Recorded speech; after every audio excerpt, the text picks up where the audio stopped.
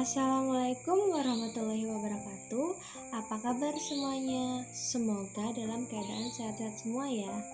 Nah, kalau kemarin kita sudah mempelajari tentang gaya dan hukum Newton, dan juga kita sudah melakukan pengamatan tentang kelembaman ya kemarin ya.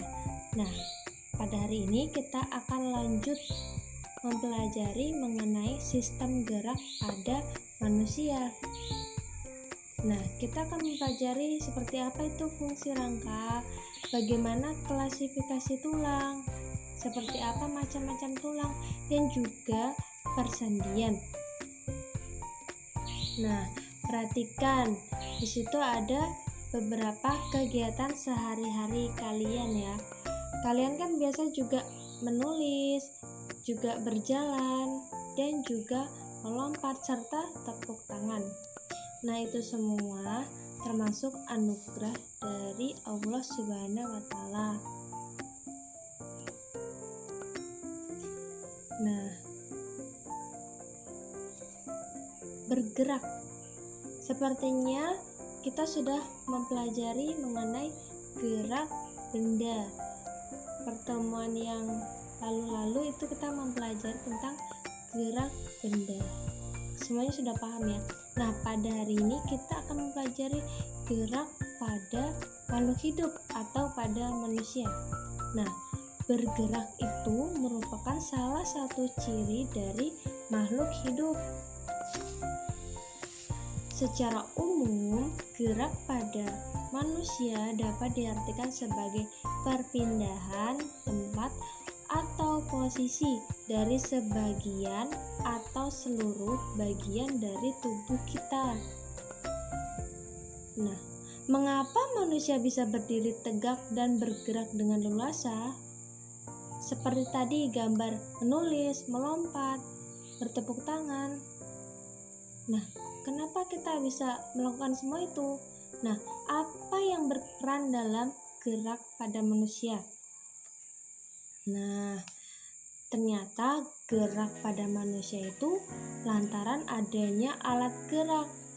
Alat gerak ini tersusun dalam sistem gerak di tubuh manusia yang terdiri dari ada rangka atau tulang itu sebagai gerak pasif, dan juga ada otot itu sebagai alat gerak aktif.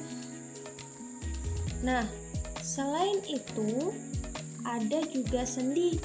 Nah, sendi ini tempat terhubungnya antara tulang-tulang sehingga dapat digerakkan.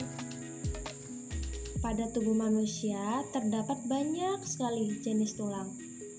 Nah, tulang-tulang tersebutlah yang menyusun bentuk tubuh manusia atau disebut juga dengan rangka tubuh.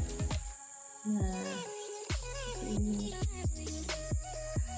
Kemudian mengenai rangka.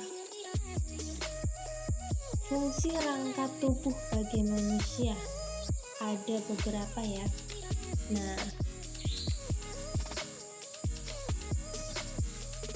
yang pertama, memberikan bentuk pada tubuh.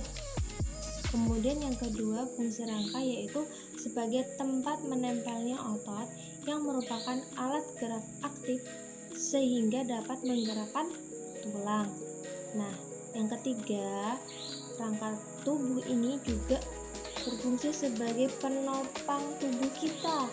Contohnya, tulang kaki yang menopang seluruh tubuh kita. Ya. Kemudian rangka tubuh ini juga terdapat seperti pada tulang paha.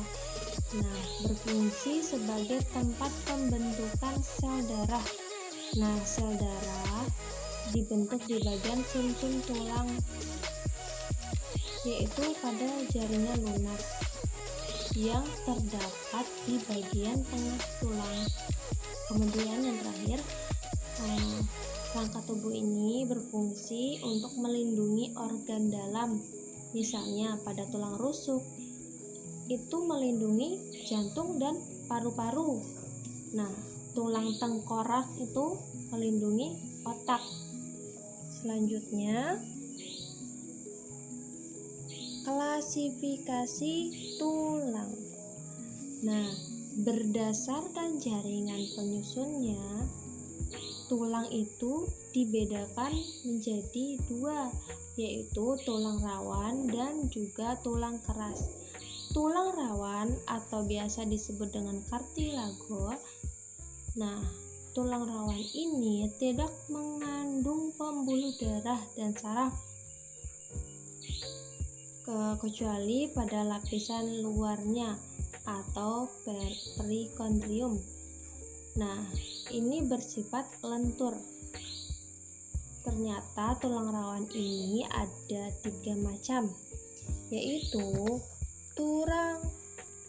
tulang rawan hialin, yaitu tampak bening atau transparan, misalnya trakea, laring, rangka janin, dan bronkus. Kemudian tulang rawan yang elastis. Nah, tulang ini mengandung serat yang elastis dengan serabut kolagen, misalnya serabut pada telinga. Kemudian yang ketiga, tulang rawan fibrosa. Nah, tulang ini banyak mengandung serat kolagen dengan jumlah sel kolagen yang sedikit sehingga kuat dan kukuh. Misalnya tulang di antara tulang pubis. Nah, tulang pubis ini tulang kemaluan dan juga tulang diskus, yaitu keping rawan, dan juga tulang vertebra. Kemudian tulang keras atau tulang sejati. Ini yang kedua. Tulang keras memiliki sifat keras, kuat, dan kaku, walaupun mampu sedikit tertekuk bila ada tekanan. Nah, ini terjadi sebab strukturnya tersusun dari jaringan tulang yang mengandung sel tulang atau osteosis. Nah, osteosis ini selain itu ada juga matriks. Tulang keras ini dibedakan menjadi dua, yaitu tulang kompak, nah, dan juga tulang spons. Tulang kompak ini atau biasa disebut dengan tulang padat memiliki matriks tulang yang rapat. Misalnya pada tulang pipa. Kemudian yang kedua, tulang spons. Tulang spons ini diisi oleh jaringan sumsum tulang. Nah, apabila berwarna merah berarti mengandung sel-sel darah merah. Kemudian kalau berwarna kuning berarti mengandung sel-sel lemak. Misalnya diafisis tulang pipa. Kalau yang merah itu epifisis tulang pipa, dan kalau yang kuning itu diafisis tulang pipa. Nah, selanjutnya ini berdasarkan bentuknya. Tulang keras ini dibedakan atas tulang pendek, tulang pipa, tulang pipih, dan tulang tidak beraturan. Yang pertama, tulang pendek. Nah, tulang pendek itu berukuran pendek. Nah, di dalamnya itu berisi sumsum merah, tempat pembuatan sel darah merah dan sel darah putih. Nah, ini ditemukan di daerah pangkal telapak tangan, telapak kaki, dan juga ruas-ruas tulang belakang. Nah, seperti ini. Kemudian tulang pipa. Tulang pipa ini berbentuk panjang. Perhatikan itu bentuknya panjang dan juga berongga seperti pipa. Di dalamnya itu berisi sumsum kuning dan lemak. Contoh tulang pipa itu seperti Di bagian tulang pengumbil, tulang hasta, tulang betis, dan juga tulang kering. Kemudian tulang pipi. Nah, tulang pipi ini, perhatikan tulang pipi. Tulang pipi itu tulangnya berbentuk pipi, seperti tulang rusuk, tulang belikat, pokoknya tulang-tulang yang menyusun tengkorak. Kemudian tulang pipi ini berfungsi sebagai pelindung suatu rongga. Misalnya rongga tengkorak itu kan melindungi otak, atau rongga dada itu melindungi jantung serta paru-paru. Kemudian tulang tidak beraturan. Nah, tulang ini lihat nih, tulangnya itu bentuknya tidak beraturan. Contohnya pada tulang belakang dan tulang penyusun wajah.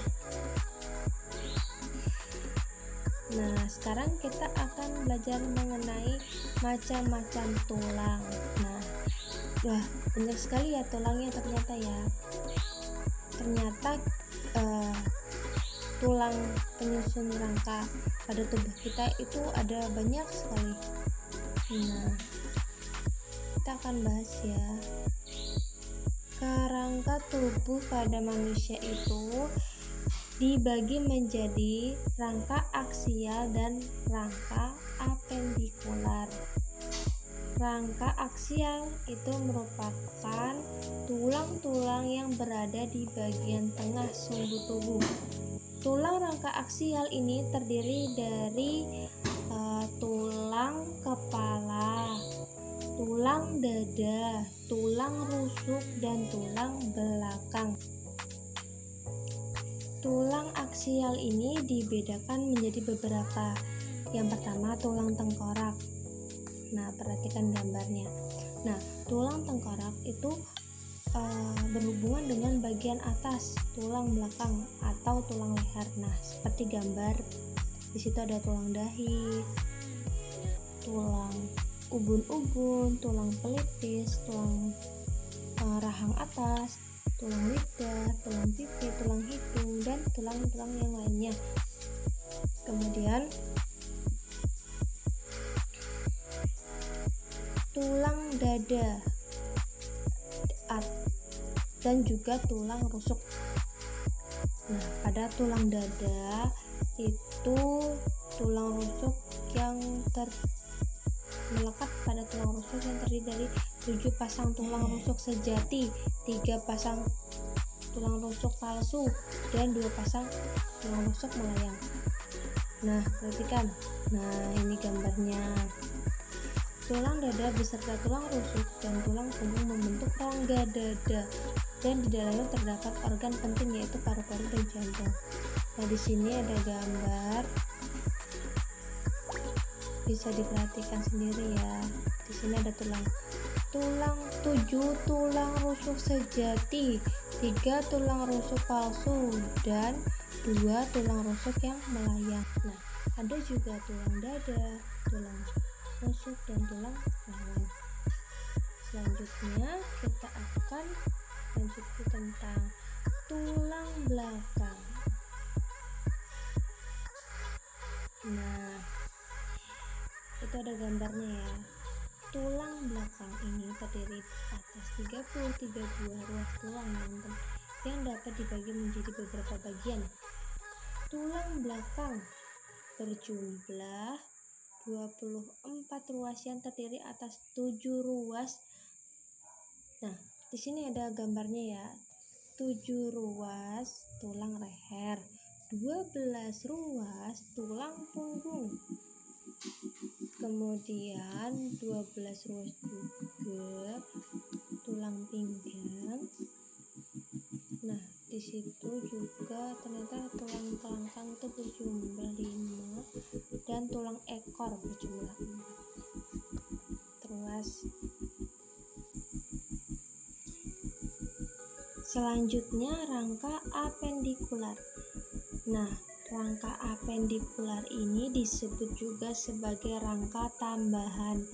Nah, secara umum rangka ini merupakan tulang-tulang penyusun alat gerak, yaitu bagian tangan dan juga kaki. Nah, rangka apendikular ini tersusun atas tulang anggota gerak atau tungkai, kemudian gelang bahu dan gelang panggul. Yang pertama, tungkai atas. Nah, tungkai atas ini terdiri atas tulang selangkang, tulang belikat, tulang lengan atas, tulang hasta, tulang pengumpil, 8 buah tulang pergelangan tangan, 5 buah tulang telapak tangan, dan juga 14 tulang jari. Kemudian yang kedua, tulang bawah. Nah, tulang bawah ini terdiri atas tulang pinggul, tulang bagian paha, kemudian tulang tempurung lutut, tulang betis, tulang kering, tulang pergelangan tangan, tulang telapak kaki, dan juga tulang jari kaki. Kemudian yang ketiga, gelang panggul. Nah, gelang panggul ini terdiri atas tulang usus, kemudian tulang duduk, dan tulang pada kemaluannya. Nah, seperti ini. Nah, ini ada tulang selangkang, kemudian ada tulang belikat, ada tulang pengumpil, tulang hasta, tulang telapak, tulang jari tangan, tulang kering, tulang betis, tulang pergelangan kaki, tulang tempurung lutut, tulang paha, tulang panggul, tulang belakang, tulang dada, dan tulang pada leher ya. Nah, di situ termasuk rangka apendikular. Nah, kemudian selanjutnya mengenai persendian. Sendi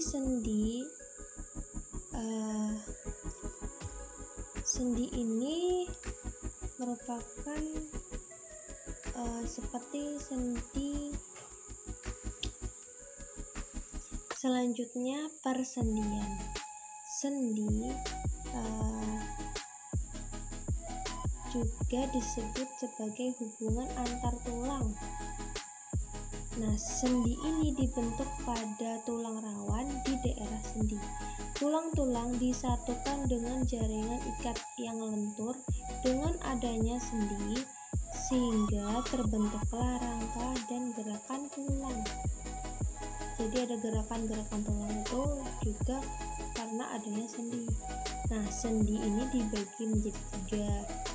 Ada sinartrosis, kemudian ada amifiartrosis, dan juga diartrosis. Sinartrosis ini yang pertama, atau disebut dengan sendi mati. Nah, sinartrosis ini merupakan persendian yang tidak dapat digerakkan karena adanya celah sendi, contohnya pada lekukan tulang tengkorak, kemudian hubungan antar tulang rusuk dengan tulang dada. Kemudian yang kedua, amifiartrosis.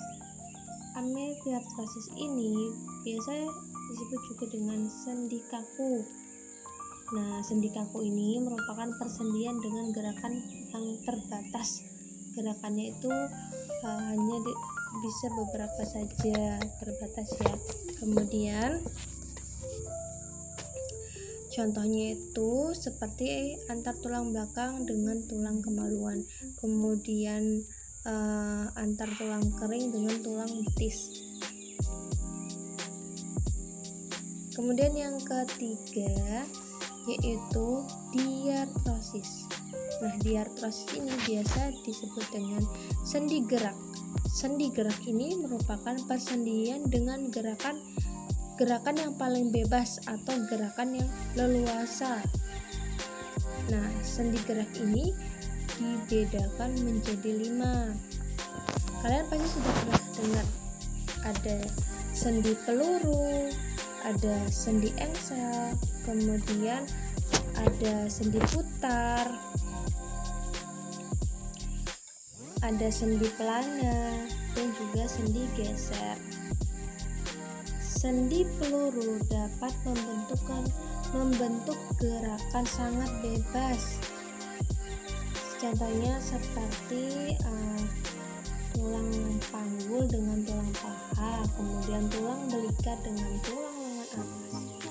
Kemudian kalau sendi engsel, ini persendian yang menyebabkan gerakan satu arah, jadi gerakannya tuh hanya satu arah, seperti tulang pada siku kita, kemudian lutut, terus jari-jari, dan juga pada mata kaki. Kemudian yang ketiga, sendi putar. Nah, sendi ini itu gerakannya seperti rotasi atau berputar. Contohnya tulang tengkorak dengan leher, kemudian tulang di pergelangan tangan dan juga pergelangan kaki. Kemudian yang keempat ada sendi pelana. Nah, sendi pelana ini menggerakkan tulang kedua arah yaitu muka ke belakang dan juga ke samping. Contohnya pada tulang ibu jari. Nah, ini kan kita bisa gerakan ke belakang, ke samping, bisa diputar-putar gini ya. Kemudian telapak tangan juga. Nah, yang terakhir sendi geser. Nah, persendian dengan gerakan yang hanya bisa menggeser. Nah, kedua ujungnya itu agak rata dan tidak berporos. Contohnya tulang pada pergelangan kaki, kemudian tulang belakang.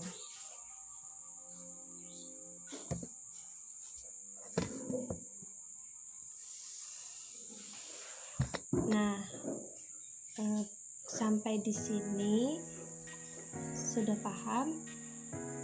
Kalau belum paham, nanti boleh ditanyakan melalui via WA atau ketika kita tatap muka. Nah, setelah ini silakan kerjakan LKPD yang Ibu kasih ke kalian. Nanti dikumpulkan pada saat kita tatap muka. Dan kalau ada yang mau mengumpulkan via WA juga nggak apa-apa, boleh dikumpulkan. Demikian penjelasan dari Ibu, kurang lebihnya mohon maaf. Wassalamualaikum warahmatullahi wabarakatuh.